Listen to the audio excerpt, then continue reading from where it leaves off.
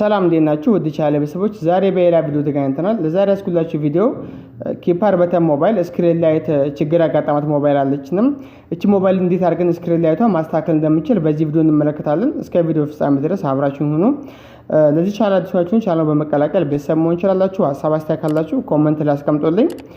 ስክሪን ላይ ችግር የምንለው ምን አይነት ችግር ነው ወደሚለው ስንገባ ስልኩ ስክሪኑ እያሳየ ወይ ደግሞ ምስል እያመጣ ነገር ግን ላይት ከሌለው የስክሪን ላይ ፕሮብሌም እንላለን። ያ ማለት ስክሪን ውስጥ ያለው ምስሉ ይታያል ወይ ደግሞ ዲስፕሌዩ ይታያል፣ ግን ጨለማ ነው፣ ጨለም ያለ ነው።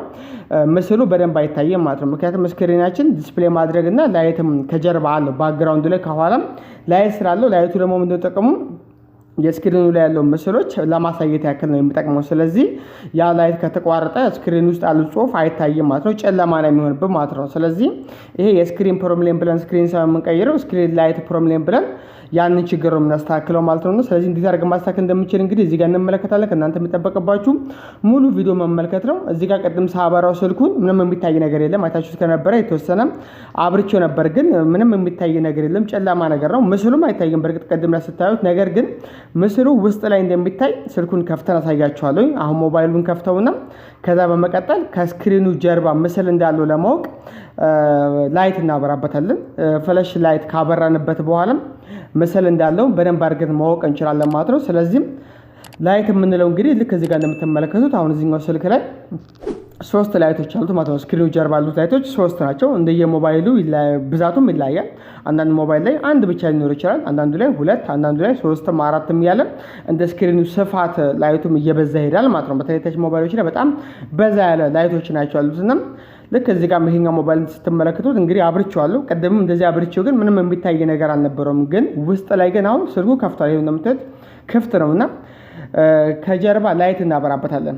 አምፑል ነገር ፍላሽ ላይት ስናበራበት ውስጥ ያለው ዲስፕሌይ ወይ ደግሞ ምስሉም በደንብ ይታየናል ማለት ነው። ስለዚህ እሱ ነው እዚህ ጋር ታዩታላችሁ።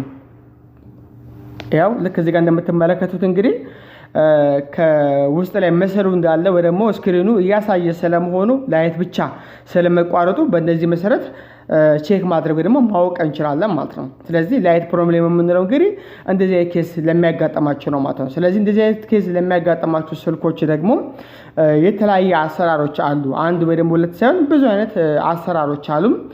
ከነዛ ውስጥ እንግዲህ እኔ ማሳያችሁ ብዙ ጊዜ የምንሰራበት ሁለተኛ ዙር ሶስተኛ ዙር የማያስደግም አንድ ወጥ የሆነ አሰራርን መስራት እንችላለን። እሱ ሜተር ነው የማሳያችሁ። ብዙ ጊዜ የምንጠቀምበት መንገድ ስለሆነ ያንን መንገድ በመጠቀም ስክሪን ላይቱን መመለስ እንችላለን ወይ ደግሞ ጃምፕ ማድረግ እንችላለን ማለት ነው። እንግዲህ እንዳልኳችሁ ምንድነው የተለያዩ የላይት አሰራሮች አሉ። ብዙ አይነት አሰራሮችን መተግበር እንችላለን። እዚህ ስልክ ላይም ስክሪን ላይቱን እንዲበራ ለማድረግ የተለያዩ ሜትር መጠቀም እንችላለን። አንዳንዱ ትንሽ ረዘም ያለ ስቴፕ ስለሚሆን አጠር ያለው ሜትር ግን ምንድነው ከቁጥሩ ላይት ተወስዳላችሁ። ከዚህ ከምታዩት ከቁጥሯ ከኪፓሯ ማለት ነው ላይቷ ላይ ፖዚቲቭ እና ኔጌቲቭ አላት።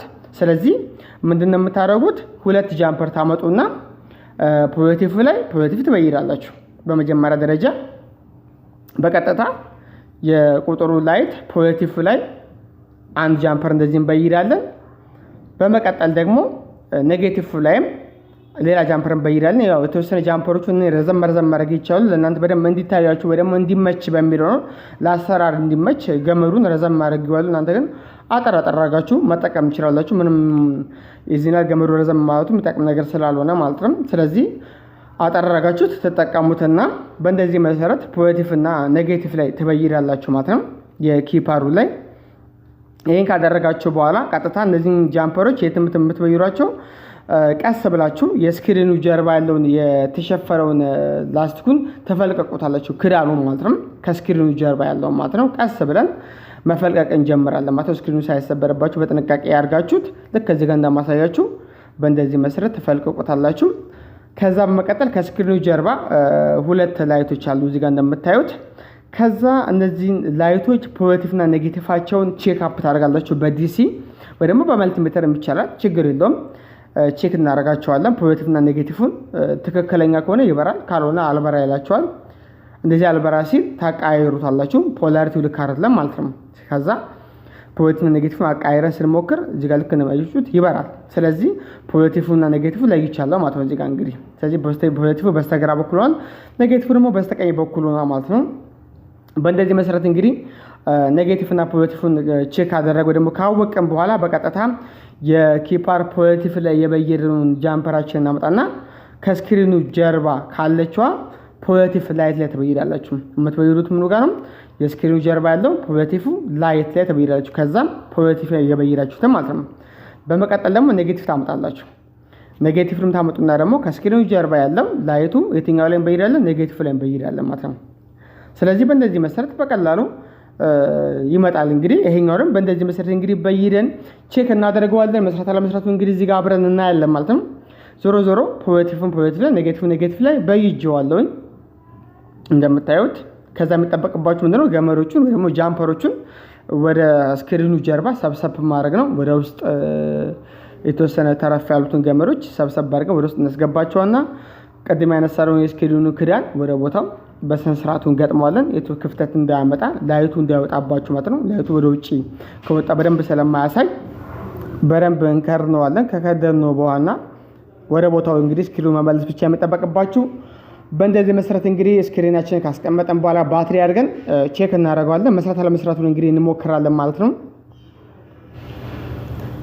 ይሄው እዚህ ጋር እንግዲህ እንደምንመለከተው ስክሪን ላይቱ መጥቶልናል ወይ ደግሞ ሰርቷል። ስለዚህ እንደዚህ አይነት በተስልኮች እንግዲህ ስክሪን ላይ ችግር ሲያጋጥማችሁ በእንደዚህ መሰረት ላይቱን ማስተካከል ትችላላችሁ። ሌሎች ማንኛውም ስልኮች እንግዲህ ስክሪን ላይት ፕሮብሌም ሲያጋጥማቸው በተለያየ መንገድ እንደምሰራ በመጀመሪያ ቪዲዮ ላይ ገልጬላችሁ ነበረ። ነገር ግን ከነዚህ ውስጥ እንግዲህ ብዙ ጊዜ የምንጠቀምበትን አሰራር ነው እዚህ ጋር ያሳዩዋችሁ። ስለዚህ በእንደዚህ መሰረት እንግዲህ ስክሪን ላይታችሁን ጃምፕ ማድረግ እንደምትችሉ በዛሬ ቪዲዮ አሳይቻችኋለሁ። በቀጣይ ቪዲዮ በሌላ እስከምንገናኝ ድረስ መልካም ጊዜ ይሁንላችሁ።